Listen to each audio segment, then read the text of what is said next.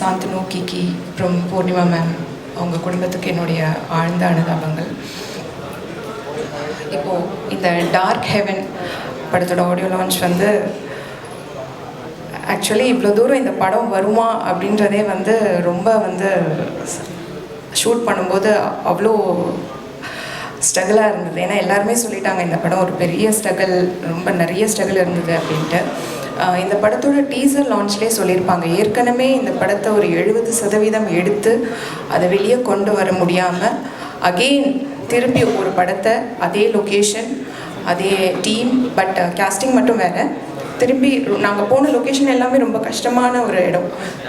ரொம்ப சாதாரணமாக ஒரு செட்டுக்குள்ளேயோ இல்லை ஒரு ஏசி ஃப்ளோர்லேயோ அந்த மாதிரி நாங்கள் இதை ஷூட் பண்ணவே இல்லை. ஏற்கனவே ஒரு வாட்டி இங்கே ஒரு படத்தை எடுத்து வெளியிடுறதே சினிமாவில் எல்லா நேரங்களிலுமே அது ஒரு கஷ்டமான ஒரு விஷயம்.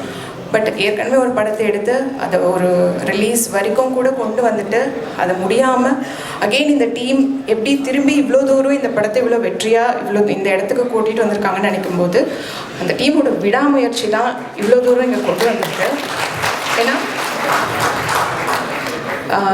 டைரக்டர் பாலாஜி சார் அவர் ஒருத்தரால் மட்டும்தான் இது சாத்தியம். ஏன்னா அவர் பின்னாடி இருந்த அத்தனை பேருமே அவருக்கு ஒரு பேக் போனாக இருந்து இந்த படத்தை இவ்வளோ தூரம் கொண்டு வந்திருக்காங்க.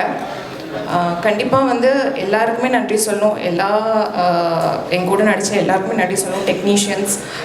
அப்புறம் இந்த படத்துக்கு ரொம்ப முக்கியமான இன்னொரு பலமாக இருந்தது வந்து டிஓபி மணிகண்டன் சார் அவருடைய ஒர்க். ஏன்னா இவரோட சம்டைம்ஸ் மிஸ்கம்யூனிகேஷன் வரும்போது அவர் வந்து ஒரு பேலன்ஸ்டாக கொண்டு போவார். இந்த மாதிரி நிறைய மிஸ்கம்யூனிகேஷன்ஸ், நிறைய டேட்ஸ் இஷ்யூஸ், நிறைய ஆக்டர்ஸோட டேட்ஸ் கிடைக்கல. ஏன்னா இது ரொம்ப லொக்கேஷன் எல்லாம் தூரமாக இருக்கிறதுனால ஒரு பெரிய பிக் ஸ்கெடியூலில் எங்களால் பிளான் பண்ண முடியல.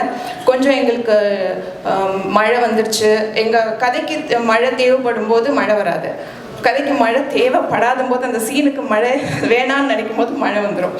ஸோ அப்படியே வந்து ஒரு 2-3 மாதம் வந்து அப்படியே போட்டுருவாங்க, ஆளே இருக்காது, என்ன ஆச்சு அப்படின்ட்டு திருப்பி எல்லாரையும் கூப்பிட்டு. அப்புறம் நான் என் டேரக்டருக்கு சொல்லணும், சார் நெக்ஸ்ட் படத்துலேருந்து கண்டிப்பாக ஒரு மேனேஜரை போட்டுருவேன்.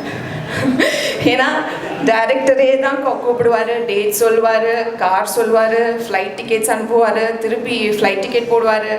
So all in all work அவர் தான் பண்ணார். ஸோ தயவு செஞ்சு நீங்கள் இவ்வளோ ப்ரெஷர் எடுத்துக்க வேணாம். இப்போ 2-3 படம் முடிஞ்சதுக்கப்புறம் கூட ஒரு மேனேஜர் போட்டுருங்க, அவங்கவுங்களுக்கு வேலையை வந்து பிரித்து கொடுத்துருங்க. அண்ட் என் கூட நடித்த கோஸ்டார்ஸ் தர்ஷிகா, சித்து, அப்புறம் ஜெயக்குமார் சார், அருள் சார் போயிட்டார். இன்னும் நிறைய பேர் எங்கே அவர் பிரதீப், எல்லாருக்குமே வந்து என்னுடைய ரொம்ப நன்றி சொல்லிக்கணும். சமீப காலமாக வந்து கதைகளை மட்டும் நம்பி, பெரிய ஸ்டார் காஸ்டிங் இல்லாத கதைகளை மட்டுமே நம்பி வந்த ஹபிபி, நூறுசாமி மாதிரியான படங்களுக்கு மக்கள்கிட்ட இருந்தும் உங்ககிட்ட இருந்தும் நிறைய ஆதரவு, ரொம்ப நல்ல ஆதரவு கொடுத்தீங்க. அதே வரிசையில் கண்டிப்பாக அந்த டார்க் ஹெவன் படமும் பெரிய ஆதரவு கிடைக்கணும், உங்களோட சப்போர்ட் எனக்கு கிடைக்கணும். ஓடிடிலையும் சரி தேட்டர்லேயும் சரி இந்த படம் பெரிய லெவலில் ஹிட் ஆகணும். அது எல்லாமே உங்கள் கையில் தான் இருக்குது. Thank you so much. தேங்க்யூ, நன்றி. இந்த படத்துக்கு எனக்கு ஆப்பர்ச்சுனிட்டி கொடுத்த பாலாஜி சார் ரொம்ப நன்றி. இந்த படம் எனக்கு மட்டும் இல்லை, இங்கே இருக்க நிறைய பேரோட சினிமா கனவுக்கு முதல் படி. எல்லாருமே சொன்னாங்க இந்த படத்தில் நிறைய ஸ்ட்ரகிள் இருந்ததுன்னு. என்னை பொறுத்த வரைக்கும் சினிமான்றது ஸ்ட்ரகிள் அண்ட் ஹார்ட் ஒர்க் தான். ஸ்ட்ரகிள் அண்ட் ஹார்ட் ஒர்க் இருந்தால் தான் ஒரு நல்ல சினிமாவை மக்களுக்கு கொடுக்க முடியும். ஸோ அப்படி பார்க்கும்போது இந்த படத்தில் எல்லாருமே ஹார்ட் ஒர்க் பண்ணியிருக்காங்க. ஸோ எல்லாரும் இந்த படம் ஜூலை 17th திரையரங்குக்கு வரும்போது போய் பாருங்கள். ஒரு நல்ல படம். உங்களோட ஹானஸ்டான ரிவ்யூவை சொல்லுங்கள். ஒன்ஸ் அகெயின் ரொம்ப நன்றி sir. Thank you. As sweet, as short, as simple as you. Thank you so much and all the best to you. நன்றி.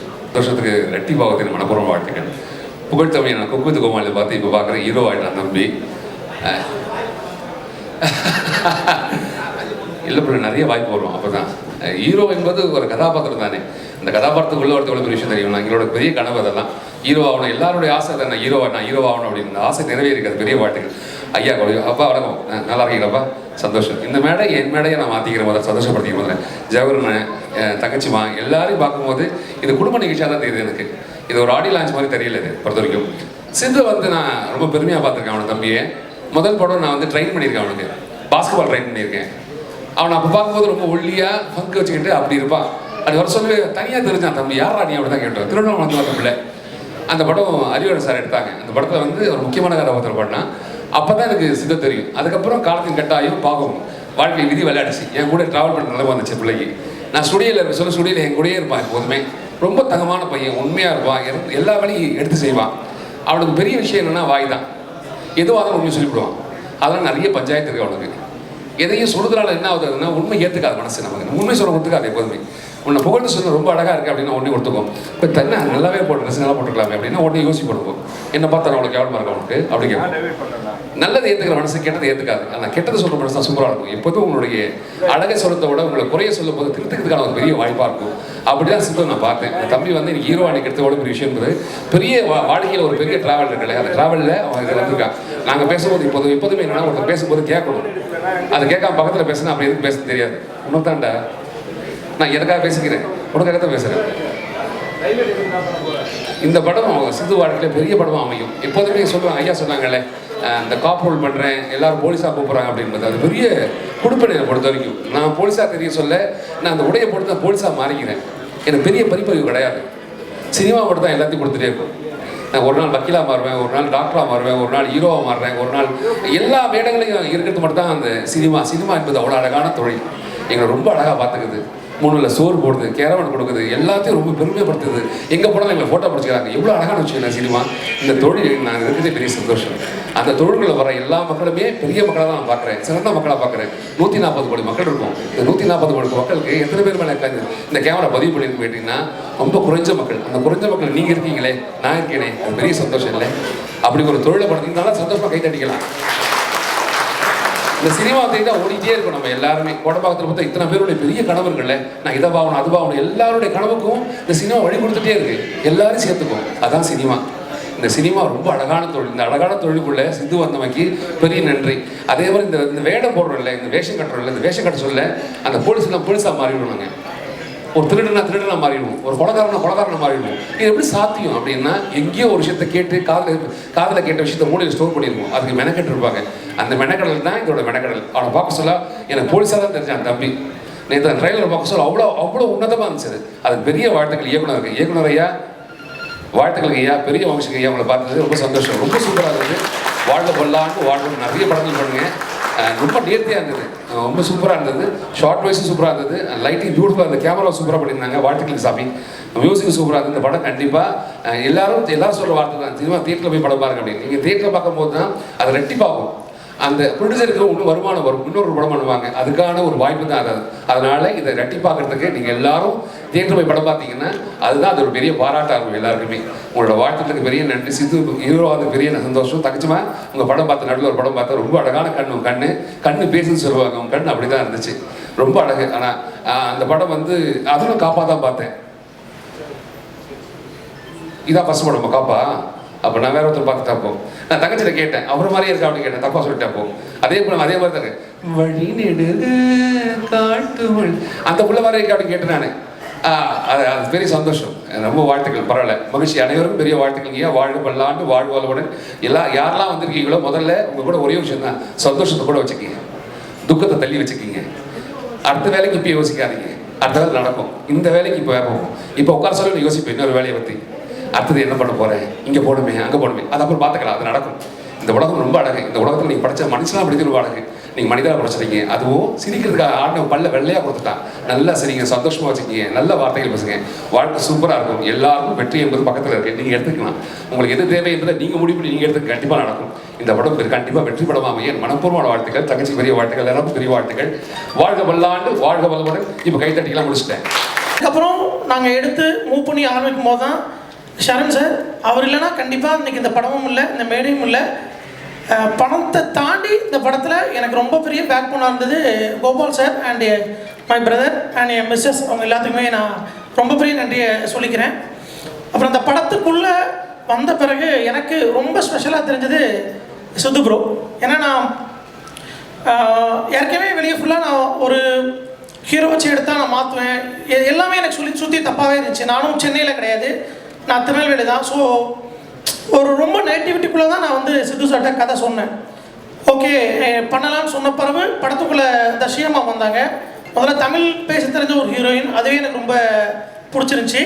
அதுக்கப்புறம் ரித்யா மேம், ஸோ அதுக்கப்புறம் ஜெயக்குமார் சார், வேல்ராமூர்த்தி சார், இவங்க எல்லாம் படத்துக்குள்ளே வந்த பிறகு எனக்கு பெரிய ப்ளஸ் என்னென்னா, நான் சீன் பேப்பரை கொடுத்துட்டு தூர போயிடலாம். ஸோ நான் யாருக்குமே வந்து இப்படி பண்ணுங்க அப்படி பண்ணுங்கன்னு சொல்ல வேண்டிய தேவையில்லை. அது எனக்கு ரொம்ப ப்ளஸ்ஸாக இருந்துச்சு. அதை தாண்டி நான் எல்லாருமே ரொம்ப கஷ்டப்படுத்திப்பேன்னு நினைக்கிறேன். அருள் சங்கர் சார் போயிட்டார், பஞ்சு பூச்சி இல்லை மாதிரி எல்லாத்தையும் சொல்லிட்டு போயிட்டார். அடுத்து படம் பண்ணால் டீ கடை கூட வச்சுக்கிறேன். ஸோ எல்லாத்துமே கண்டிப்பாக கஷ்டப்படுத்தியிருப்பேன், நான் இல்லைன்னு சொல்லலை. ஏன்னா அது எங்களோட வேறும் நம்ம பண்ணது கிடையாது. மொத்தத்திலே அந்த இருக்காங்களே அவ்வளோ பேர் வச்சு தான் நான் படம் பண்ணேன். சிவா, ரத்தீஷ், அந்த எக்ஸ்பிரஷன், அந்த டைமிங், அந்த அதெல்லாம் சான்ஸே இல்லை சார். அவங்கள பார்த்து ரொம்ப நான் அதை கற்றுக்கிட்டேன். இந்த படத்தில் நிறைய லேர்னிங்ஸ் இருக்குது. ஒரு ஆக்டரை பார்க்கும்போதும் இவங்க ரித்திகா அவங்களோட பர்ஃபார்மன்ஸ் எனக்கு பர்சனலாக ரொம்ப பிடிக்கும். அவங்க வந்து ஒரு மாதிரி சைலண்ட்டாக இருக்க மாதிரி இருக்கும், ஒரு மாதிரி சாஃப்டாக இருப்பாங்க. பட் அந்த அந்த கேரக்டர் வந்து அந்த ஒரு சீன், அந்த எமோஷன் அதெல்லாம் 100% அவங்க ஃபேஸ்லேருந்து வரும். அதுக்கப்புறம் தர்ஷிகா, ரொம்ப ஹாப்பி உங்களோட ஒர்க் பண்ணதில். ஒரு நல்ல சோல், நீங்கள் சூப்பராக பண்ணுறீங்க. ரொம்ப தேங்க்ஸ், ரொம்ப சந்தோஷம். அந்த மாதிரி ஜெயக்குமார் சார், அவர் வந்து நாங்கள் வந்து எவ்வளோ டயர்டில் இருப்போம். ஒரு 3 மணி, காலையில் 3 மணி 4 மணிக்கெலாம் ஷூட் போயிட்டுருக்கோம். ரொம்ப டயர்டாக இருக்கும், தூக்கம் அப்படியே சொக்கிட்டு இருக்கோம். அப்போ வந்து ஏதாவது ஒரு காமெடி பண்ணுவார், சிம்பிளாக ஏதாவது ஒன்று சொல்லுவார். என்னப்பா இன்றைக்கும் 6 மணியா, சரி ஓகே அப்படின்றவார்.